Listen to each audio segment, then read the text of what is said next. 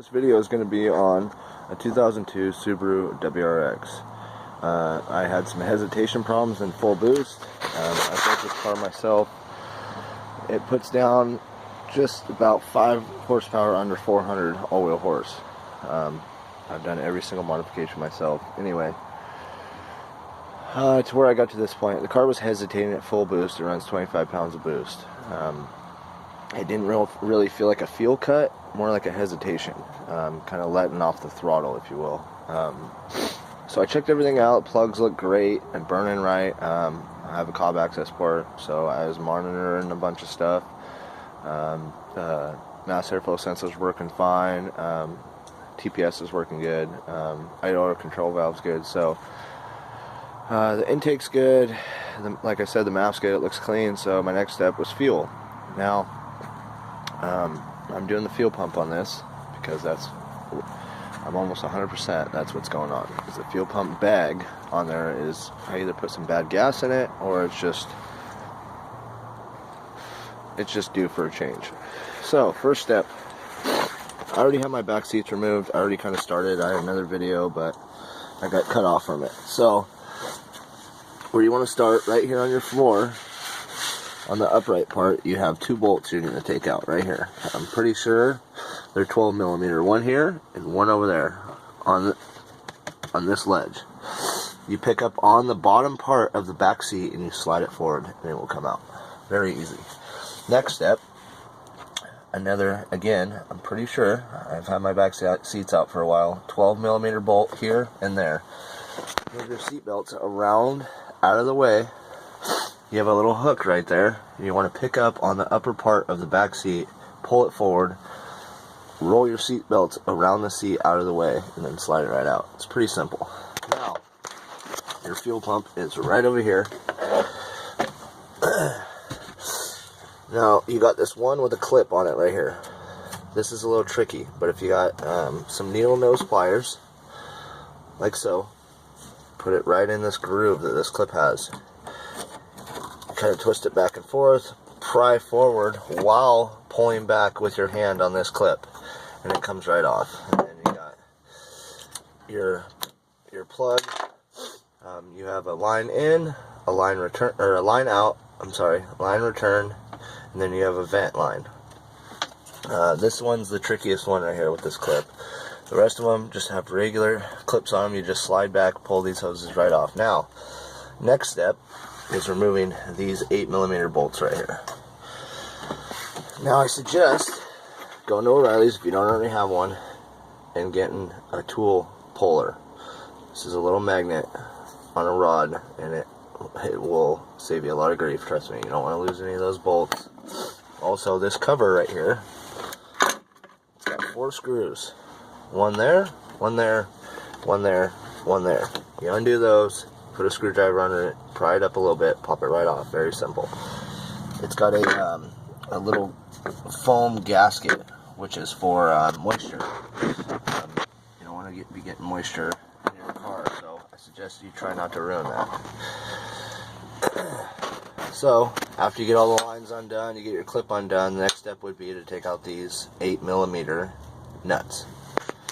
On your next step, after you get all the 8 millimeter bolts removed, I want to show you this before I get it completely removed. This is kind of a little bit of a pain. It's not too bad.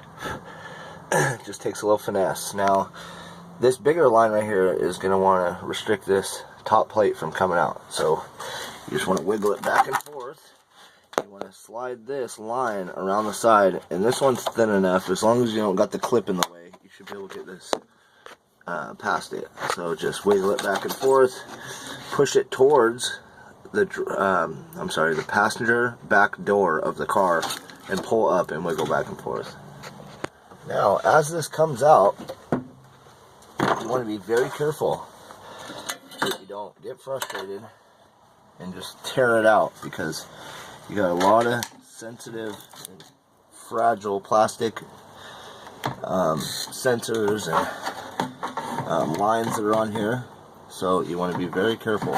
You want to kind of, when you start coming up, you're going to want to turn it to the side like this and pull up, and that will get you around this piece right here from down there. So now pull it on out, see if I can do this with the phone in my hand. You do not want to bend your flow, so I'm going to set the phone down for a sec. Okay, now that I have it out, as you can see, that bag, it's supposed to be white. So as you can see, that bag is pretty darn dirty. So, with a new fuel filter, I'm pretty sure I found the solution to my problem. You want to let your bag drain a little bit because if you know, you don't want to get gas all over the back of the car. So, let it drain for a sec. Okay, now that I got it on my workbench, you get a little bit better view of what this actually looks like. Now, when you get this bag, when you get a new bag, it looks like the outside perimeter of this. If your bag's black, it's either time for a fuel pump upgrade or replace it with the stock one. I have a Walbro 255 fuel pump, so but yeah, that bag is definitely due for a change. So I'm just going to clean it, and then I am going to see what it looks like when I'm done. If it's not clean enough, in my opinion, I will replace the bag, just because I don't think you can buy the bags, just the bag. So I will be right back. Okay, so I am not going to use brake cleaner, carb cleaner, carbon jug cleaner, nothing like that, because this bag is very brittle. I've dealt with them in the past. You know, I've been in a pinch and I cleaned them with brake cleaner, and it ended up costing me a lot more time and headache, because the bag ended up disintegrating a little bit and sucked all that up in the fuel system. So you don't want that. So what I'm using, mass airflow sensor cleaner. It's a little bit more expensive, but it's a lot easier on this application. So as you can see, just from me spraying it lightly, look at that.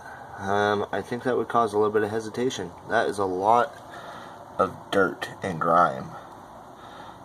That's why it's a good idea, like I said, not to use brake cleaner, choke and carb cleaner, anything but mass airflow sensor cleaner. I'm going to get the rest of this done and I'll show you how bad it is.